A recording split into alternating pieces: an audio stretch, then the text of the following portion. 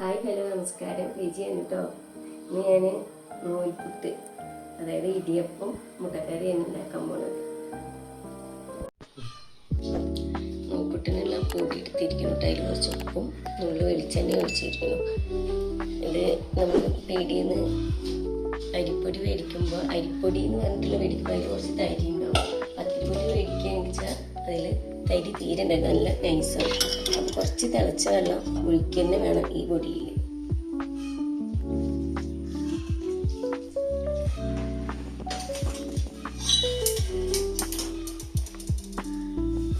ഏകദേശം ആയി തുടങ്ങിയിട്ട് നനച്ചിട്ട് ഇനി നുള്ളി വെള്ളം കൂടി ഒഴിക്കണം.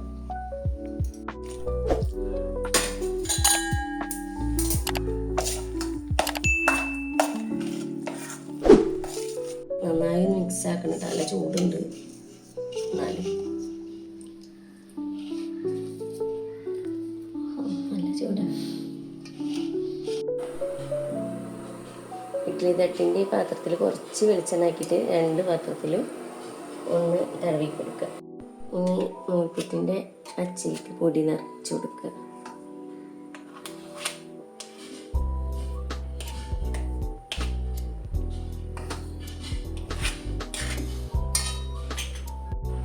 ഈ നൂൽപുട്ടിൻ്റെ പാത്രത്തിലേക്ക് ഇതിങ്ങനെ ആക്കി കൊടുക്കുക.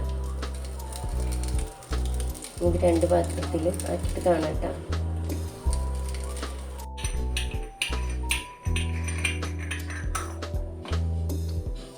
ഇതാ നൂൽപുട്ടതിലേക്ക് വെച്ച് കൊടുക്കണം. ഗ്യാസ് കൂട്ടി വെച്ചിരിക്കണം കേട്ടോ. ഇത് അടച്ച് വെച്ചിട്ട് ആയിട്ട് കാണാം.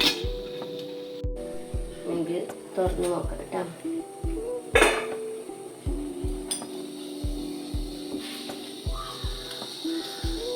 സ്ലിമ്മിലേക്ക് ഇടുന്നുണ്ട്.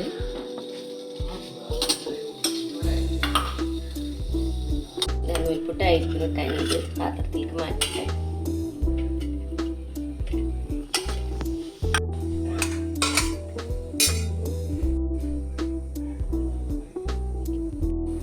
ഇനി അടുത്ത മുട്ടക്കറിയുടെ കേട്ടാ.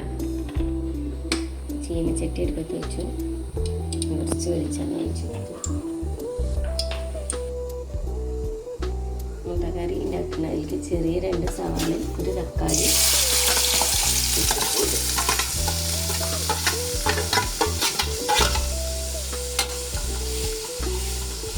കറിവേപ്പില ഇട്ടിട്ട്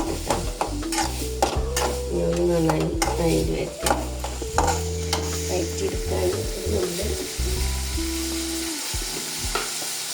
വയറ്റിയെടുക്കാൻ ഒരു നുള്ളി ഉപ്പ് കൊടുക്കുന്നു.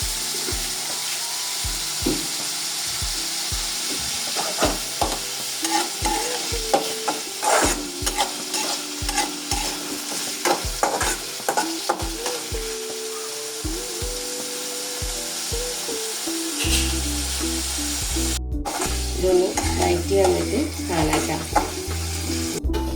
തുറന്ന് നോക്കട്ടെ.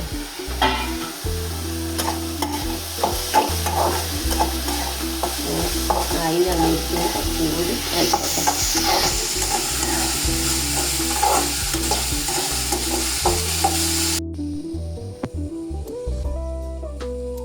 മുട്ടക്കറിക്കുള്ള തേങ്ങയാണ് ഇട്ടത്.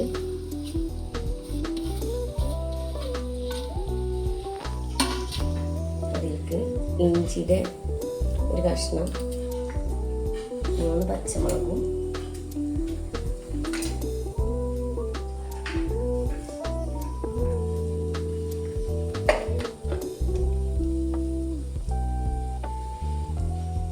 ഒരു നുള്ളു മഞ്ഞൾപ്പൊടി, കുറച്ച് ഗരം മസാലപ്പൊടി,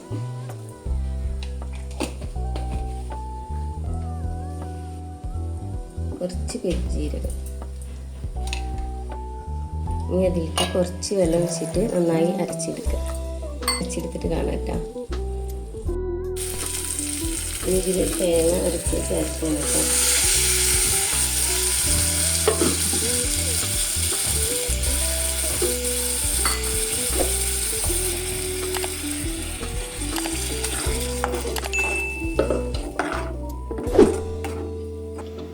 കറിയിൽ തേങ്ങ ഒക്കെ ചേർത്തിരിക്കുന്നു. ഇനി ഇതൊന്ന് ചൂടൊക്കെ ആയിരിക്കട്ടെ. തേങ്ങ അരച്ച് ചേർത്ത് തിള വേണ്ടാന്നല്ലേ പറയുക.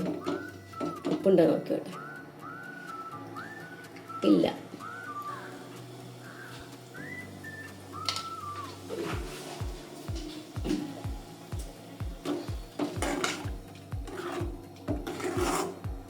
കറി റെഡി ആയിട്ടാ. ഇനി അതിൽ മുട്ട ഇട്ട് കൊടുക്കാണ്. കുറച്ച് മല്ലിച്ചപ്പ്.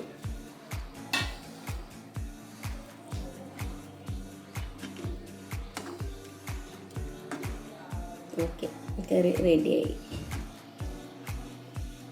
ഇന്നത്തെ സ്പെഷ്യൽ ഇതാണ് കേട്ടോ. അപ്പോൾ എല്ലാവരും ലൈക്ക് ചെയ്യുക, ഷെയർ ചെയ്യുക, സബ്സ്ക്രൈബ് ചെയ്യുക. എല്ലാവരിലേക്കും ഒന്ന് എത്തിക്കുക. ഇങ്ങനെ സപ്പോർട്ട് ചെയ്യുക.